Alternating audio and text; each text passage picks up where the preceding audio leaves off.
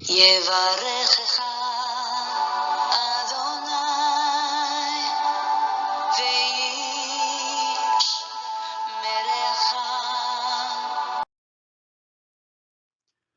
וישמרך. 바레크카 아도나이 베이시메레카. 사랑하는 성도 여러분, 오늘 하루도 전지전능하신 임마누엘의 하나님께서 여러분에게 복을 주시고 여러분을 안전하게 지켜주시기를 축복합니다. 아멘. 2021년 12월 14일 화요일 아침입니다. 오늘도 우리의 코에 호흡을 불어넣어 주시고 하나님의 영광을 위하여 살아갈 수 있는 새로운 하루를 허락해 주신 창조주 하나님, 우리 아버지께 감사와 찬양을 올려드립니다. 사랑하는 성도 여러분, 광야의 식탁 70번째 시간입니다. 오늘 함께 묵상할 제목의 말씀은 하나님께서 존귀하게 여기는 사람입니다. 오늘의 본문 말씀은 이사야서 43장 1절에서 4절까지의 말씀이 되겠습니다. 야곱아, 너를 창조하신 여호와께서 지금 말씀하시느니라. 이스라엘아, 너를 지으신 이가 말씀하시느니라. 너는 두려워하지 말라. 내가 너를 구속하였고 내가 너를 지명하여 불렀나니 너는 내 것이라. 내가 물 가운데로 지날 때에 내가 너와 함께할 것이라. 강을 건널 때에 물이 너를 침몰하지 못할 것이며 내가 불 가운데로 지날 때에 타지도 아니할 것이요 불꽃이 너를 사르지도 못하리니 대전하는 여호와 내 하나님이요 이스라엘의 거룩한 이요 내 구원자임이라. 내가 애굽을 너의 속량물로 구스와 스바를 너를 대신하여 주었노라. 내가 내 눈에 보배롭고 존귀하며 내가 너를 사랑하였은즉 내가 내 대신 사람들을 내어주며 백성들이 내 생명을 대신하리니. 아멘. 43장 4절에 네가 내 눈에 보배롭고 존귀하며 라는 이 말씀이 오늘의 본문 말씀이 되겠습니다. 사랑하는 성도 여러분, 창조된 인생이 창조주 하나님의 성품이 어떠한지를 온전히 아는 것은 불가능한 일입니다. 그러나 하나님께서 자기 백성됨의 조건으로 인생들에게 수여하신 613개의 율법 조항들을 통하여, 그리고 우리가 도덕법이라 부르는 613개의 율법 조항들을 요약한 십계명을 통하여 우리 인생들은 창조주 하나님의 성품을 어느 정도 알 수 있습니다. 십계명을 구분하는 방법들은 신학자들에 따라 약간 다르긴 하지만 대체적으로 1계명에서 5계명까지를 인간이 어떻게 하나님을 섬길 것인지에 대한 것으로 그렇게 보고요. 그리고 6계명부터 10계명까지를 인간과 인간과의 관계에서 지켜야 할 도리를 담아놓은 것으로 해석합니다. 특별히 인간이 하나님을 어떻게 섬길지에 대하여 밝혀놓은 이 1계명에서 5계명까지의 계명 중에서 제일 우선적으로 하나님께서 강조하시고 우리에게 허락하신 것은 바로 첫 번째 계명, 즉 나 외에 다른 신을 너에게 두지 말지니라입니다. 왜 우상을 섬기지 말아야 하는지에 대한 이유는 성경 여러 부분에서 자세히 언급하고 있는데요. 그 대표적인 구절이 바로 이사야 42장 8절과 43장 7절이 아닐까 생각합니다. 이사야 42장 8절에 나는 여호와이니 이는 내 이름이라. 나는 내 영광을 다른 자에게 내 찬송을 우상에게 주지 아니하리라. 43장 7절에요. 내 이름으로 불려지는 모든 자 곧 내가 내 영광을 위하여 창조한 자를 오게 하라. 그를 내가 지었고 그를 내가 만들었느니라. 아멘. 위의 구절들을 요약해보면 하나님께서 인생들을 창조하신 이유는 바로 하나님만을 사랑하고 섬기며 오직 하나님께만 영광과 찬송을 돌리게 하기 이함이셨기 때문에 이 인생들이 하나님이 아닌 다른 어떤 것들, 특별히 신이라 불리는 나무나 돌로 만든 우상들을 만들어 그것들에게 절하고 섬기는 것을 하나님께서는 극도로 혐오하시며 싫어하신다는 것입니다. 그래서 신약 성경은 하나님께서 인생들을 구원하신 이유를 자기의 은혜의 영광을 찬송하게 하려 하심이라라고 말씀하고 있는 것입니다. 죄를 범하여 떠난 인간들을 다시 구원한 이유가 원래의 창조의 목적이었던 하나님의 영광을 찬송하게 하려 하심이라는 것입니다. 에베소서 1장 3절에서 6절에 이 말씀이 기록되어 있습니다. 찬송하리로다 하나님 곧 우리 주 예수 그리스도의 아버지께서 그리스도 안에서 하늘에 속한 모든 신령한 복을 우리에게 주시되 곧 창세전에 그리스도 안에서 우리를 택하사 우리로 사랑 안에서 그 앞에 거룩하고 흠이 없게 하시려고 그 기쁘신 뜻대로 우리를 예정하사 예수 그리스도로 말미암아 자기의 아들들이 되게 하셨으니 이는 그가 사랑하시는 자 안에서 우리에게 거저 주시는 바 그의 은혜의 영광을 찬송하게 하려는 것이라. 아멘. 하나님께서 천지를 창조하시고 인간에게 요구하셨던 것은 온 천지 만물을 지으시는 하나님의 전능하신 능력과 그 아름다운 신성을 찬양하게 하기 위함이었고, 그리고 범죄한 인생들을 구원하신 이유는 바로 거저 구원을 주시는 하나님의 이 은혜의 영광을 찬송하게 하려 하심이라 말씀하신 것입니다. 그러므로 구원받은 우리 하나님의 백성들은 두 가지 찬송의 제목을 가지고 있는 것입니다. 창조주 하나님의 능력과 아름다운 신성을 찬양하고 우리에게 거저 구원의 은혜를 주신 하나님의 그 사랑과 자비를 찬양하는 것입니다. 자, 그러면 오늘 주제로 돌아가서 하나님께서는 어떤 인생들을 존귀히 여기시며 사랑하실까에 대한 묵상을 시작하겠습니다. 하나님께서 존귀하게 여기는 사람, 첫째 대지로 주님께서 영화로워져야 자신도 존귀해지는 줄을 아는 자입니다. 사랑하는 성도 여러분, 예수 그리스도께서 공생의 마지막 한 주를 남기고 예루살렘으로 입성하실 때에 주님께서는 제자들에게 나귀 한 마리를 끌고 오라고 말씀하셨습니다. 그리고 주님께서는 제자들이 끌고 온 그 나귀 새끼를 타고 예루살렘으로 향하셨습니다. 바로 이때에 예수님을 태운 나귀 입장에서는 평생에 한 번 있을까 말까 한 감격스러운 경험을 하게 됩니다. 수많은 청중들이 자기들의 귀한 겉옷을 벗어서 자기의 발 앞에 깔아주고서는 환호성을 지르며 호산나 호산나 구원해 주소서 구원해 주소서라고 외치는 게 아니겠습니까? 그 어느 나귀도 경험할 수 없는 최고의 환영을 받으며 걸어가는 이 감격, 이 어린 나귀 새끼 입장에서는 그 영광은 그 나귀 새끼가 그 영광을 누렸던 것은 누구 덕분일까요? 예, 그렇습니다. 그가 지금 모시고 있는 바로 예수 그리스도, 그가 힘들지만 당시 수많은 사람들에게 메시아로 인정받아 환영받고 있는 예수 그리스도를 자기 등에 모시고 있었기에 바로 가능한 일이었습니다. 사랑하는 성도 여러분, 이 이야기는 우리 성도들에게 중요한 영적 진리를 제공해 줍니다. 우리가 영광스러운 주님 예수 그리스도를 모시고 살 때에만 우리도 영광스러운 자리에 이르게 된다는 것입니다. 우리가 주로 모시는 예수 그리스도께서 만왕의 왕으로 이 땅에 귀환하실 때에 그를 왕으로 모시고 있던 우리 성도들도 영광스러운 왕의 그 영광스러운 백성들로 드러나고 만인의 부러움을 사게 될 것입니다. 사무엘상 2장 30절에 이런 말씀이 있습니다. 나를 존중히 여기는 자를 내가 존중히 여기고 나를 멸시하는 자를 내가 경멸하리라. 아멘. 우리가 예수 그리스도를 영화롭게 해드릴 때에 우리는 하나님과 사람에게 존귀 여김을 받게 되는 것입니다.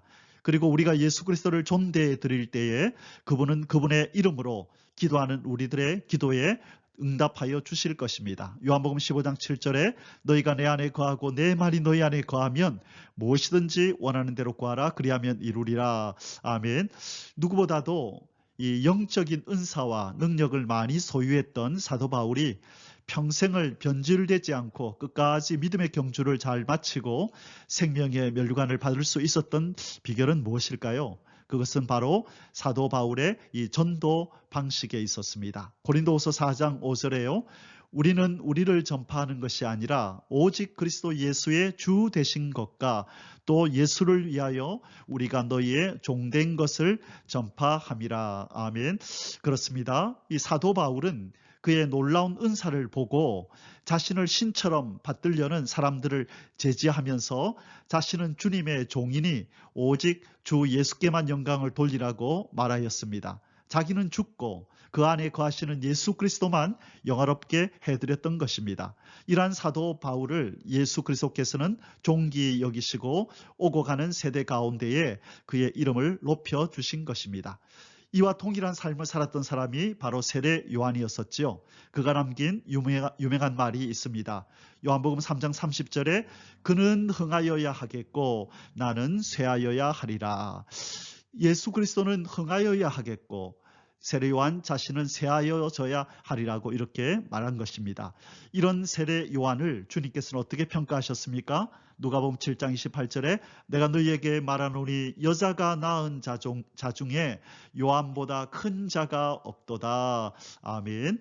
사랑하는 성도 여러분, 우리도 이 사도 바울과 세례 요한처럼 오직 우리 주 예수 그리스도만 존귀케 해드리는 삶을 살아서 주님께 존귀하게 여김을 받는 그런 복된 인생들이 되시기를 주님의 이름으로 축복합니다.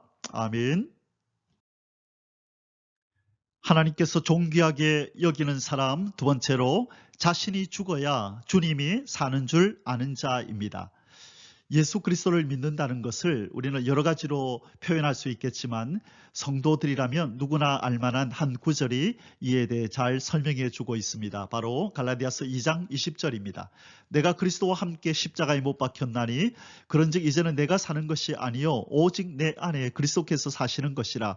이제 내가 육체 가운데 사는 것은 나를 사랑하사 나를 위하여 자기 자신을 버리신 하나님의 아들을 믿는 믿음 안에서 사는 것이라. 아멘. 사랑하는 성도 여러분, 그렇습니다. 예수 그리스도를 믿는다는 것은 완전하신 예수 그리스도를 내 삶에 모시고 그분의 형상을 내 속에 이루어가는 과정입니다. 이 과정에서 나의 옛 속성, 이 옛 속성은 죽어서 사라지고 오직 예수 그리스도의 아름다운 성품만 내 속에서 그 빛을 발하도록 해드리는 것입니다. 이 진리를 예수님께서는 자기의 제자가 되려는 인생들에게 이렇게 말씀하셨습니다. 누가복음 9장 23절에 또 무리에게 이르시되 아무든지 나를 따라오려거든 자기를 부인하고 날마다 제 십자가를 지고 나를 따를 것이니라. 아멘.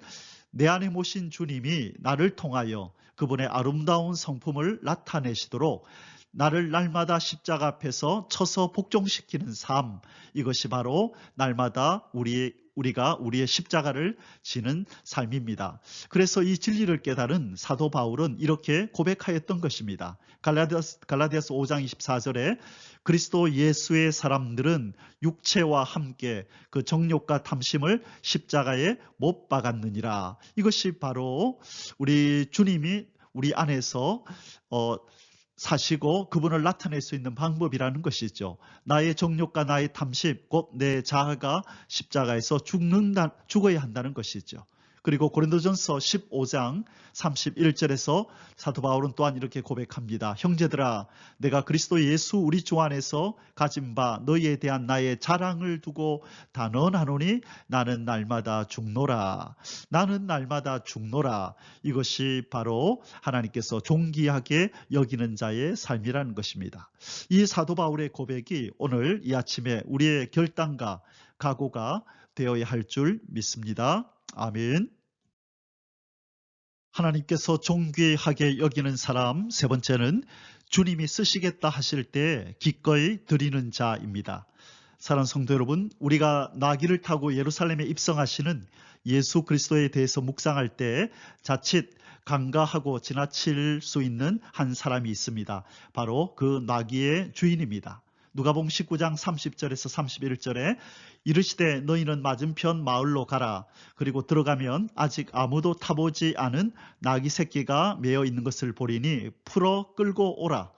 만일 누가 너희에게 어찌하여 푸느냐 묻거든 말하기를 주가 쓰시겠다 하라 하시매. 아멘. 사랑하는 성도 여러분, 만약 주께서 쓰시겠다고 하니 그 나귀를 내어놓으라라고 말하는 이 제자들을 향하여 그 주인이 당신들은 누군데 왜 내 나귀를 끌고 가느냐?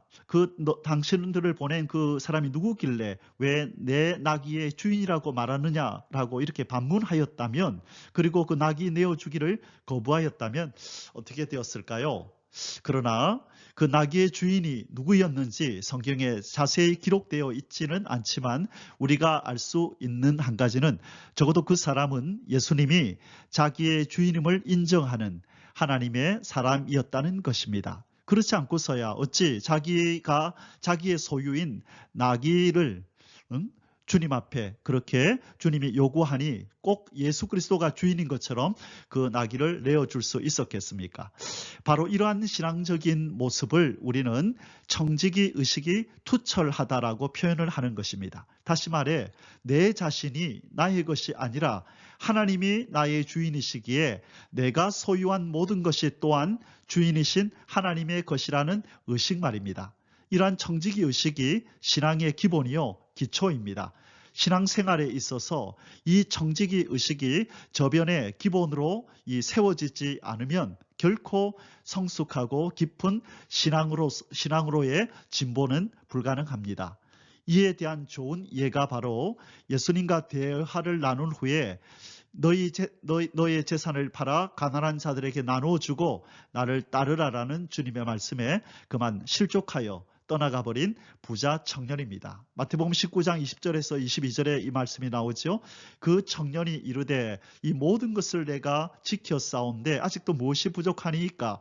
예수께서 이르시되 네가 온전하고자 할진대 가서 너의 소유를 팔아 가난한 자들에게 주라. 그리하면 하늘에서 보화가 내게 있으리라. 그리고 와서 나를 따르라 하시니 그 청년이 재물이 많으므로 이 말씀을 듣고 근심하며 가니라. 아멘. 사랑하는 성도 여러분, 이 부자 청년이 잘 모르고 있었고 놓치고 있었던 것이 무엇입니까? 그것은 바로 자기의 삶의 주인이 하나님이라는 것을 그가 놓치고 있었던 것입니다. 바로 그 자기의 삶의 주인이 자기 눈앞에 있는 예수 그리스도 성자 하나님이라는 것을 그는 모르고 있었던 것입니다. 뿐만 아니라 자기가 가지고 있는 이 많은 재물도 바로 그 주인이 하나님이라는 것을 그는 놓치고 있었던 것입니다. 고린도전서 6장 19절 20절에 유명한 말씀이 있습니다. 너희 몸은 너희가 하나님께로부터 받은 바 너희 가운데 계신 성령의 전인 줄을 알지 못하느냐?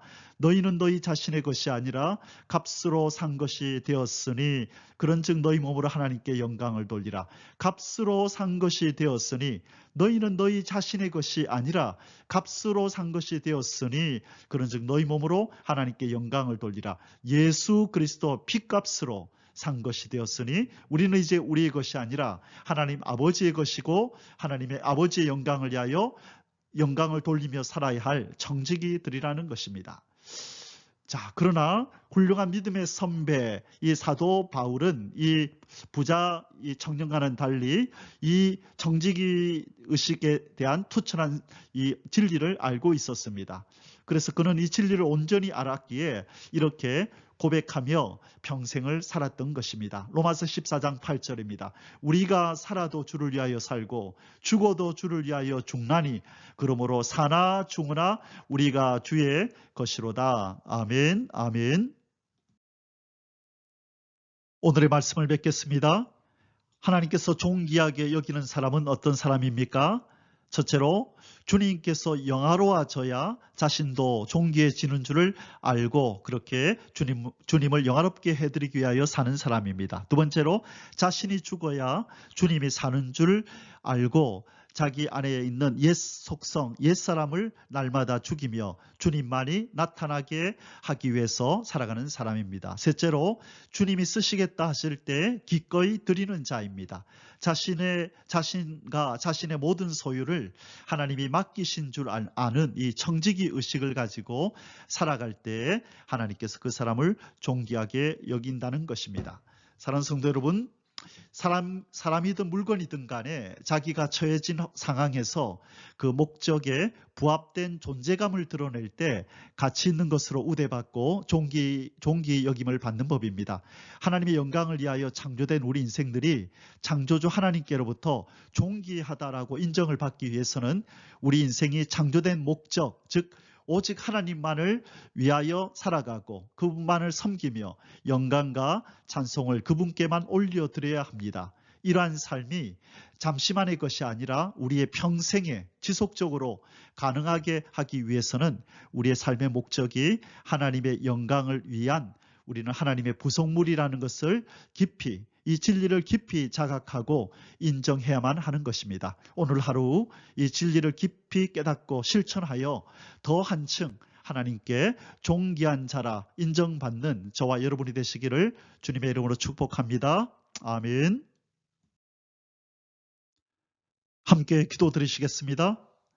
우리의 창조주이신 하나님 아버지, 이 아침에 우리가 하나님의 영광을 위한 부속물이란 사실을 더 깊이 깨닫게 하여 주시고 하나님의 영광을 위한 부속물로서 하나님께 합당한 영광과 찬송을 올려드리며 살 때에만 우리가 최고의 기쁨을 느끼며 살게 된다는 진리를 몸소 체험할 수 있도록 은혜를 베풀어 주시옵소서. 예수 그리스도의 존귀하신 이름으로 간절히 기도 올리옵나이다. 아멘. יברכך